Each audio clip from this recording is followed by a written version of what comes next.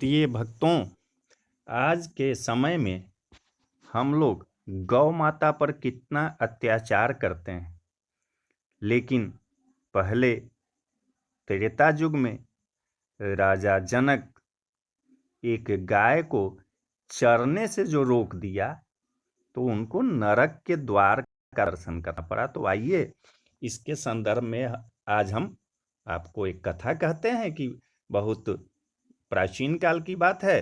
राजा जनक ने ज्यों ही जोग बल से अपने शरीर का त्याग किया, त्यों ही एक सुंदर सजा हुआ विमान आया और राजा को दिव्य देहधारी सेवकों के साथ उस पर चढ़कर स्वर्गलोक को चले। विमान जमराज को सम्मनपुरी के निकटवर्ती भाग से जा रहा था।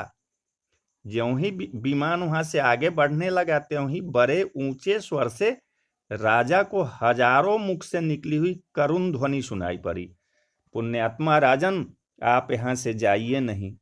आपके शरीर को छूकर आने वाली वायु का स्पर्श पाकर हम यातनाओं से पीड़ित नरक के प्राणियों को बड़ा सुख मिल रहा है, इसलिए आप यहाँ से नहीं जाइए।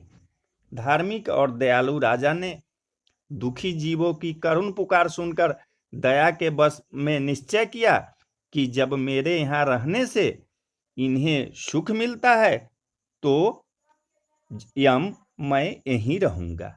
मेरे लिए यही जगह जो है सुंदर स्वर्ग है। राजा वही ठहर गए। तब जमराज ने उनसे कहा, यह स्थान तो हत्यारे, पापी, अत्याचारियों के लिए है।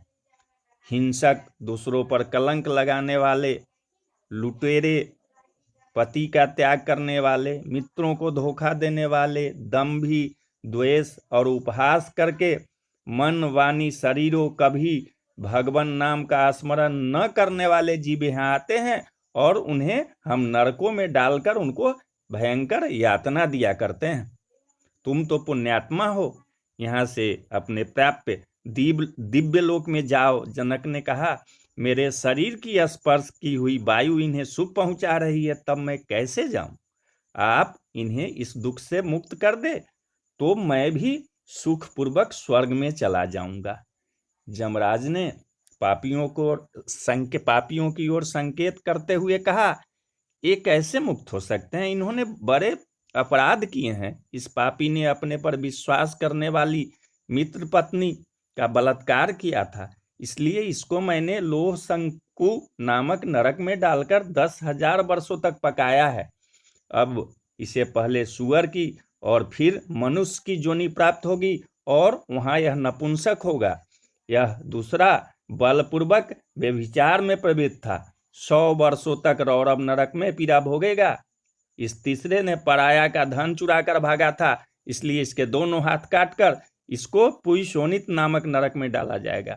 इस प्रकार ये सभी पापी नरक के अधिकारी हैं। तुम यदि इन्हें छुड़ाना चाहते हो तो अपना पुण्य अर्पण, जो पुण्य कार्य किया हो, एक दिन प्रातः काल शुद्ध मन से मर्यादा पुरुषोत्तम भगवान श्री रघुनाथ जी का ध्यान किया था और अकस्मात राम नाम का उच्चारण किया था, बस वही पुण्य इन्हें दे दो, इससे इनका उद्धार हो जाएगा। राजा ने तुरंत अपने जीवन भर का पुण्य दे दिया और इसके प्रभाव से वे सारे जो प्राणी नरक में से थे तत्काल छूट गए तथा दया के समुद्र महाराज जनक का गुणगान गाते हुए दिव्यलोक को चले गए। तब राजा ने धर्मराज से पूछा कि जब धार्मिक पुरुषों का यहाँ आना ही नहीं होता, तब फिर मुझे यहाँ क्यों लाया गया है? इस पर धर्मराज ने कहा, राजन, तुम्हारा जीवन तो पुण्यों से भरा है, पर एक दिन तुमने छोटा सा पाप किया था। तो बोले, महाराज, मैंने कौन सा पाप किया था? तो यमराज बोले कि तुमने चरती हुई गौ माता को रोक दिया था। उसी पाप के कारण तुम्हें नरक का दरवाजा देखना पड़ा। अब तुम उस पाप से मुक्त हो गए हो और इस पुण्य दान से तुम्हारा पुण्य और भी बढ़ गया। तुम यदि इस मार्ग से ना आते तो इन बेचारों का नरक से कैसे उद्धार होता? तुम जैसे दूसरों के दुख से दुखी होने वाले दयाधाम महात्मा दुखी प्राणियों का दुख हरने में ही लगे रहते हैं। भगवान जो हैं वो कृपा सागर हैं।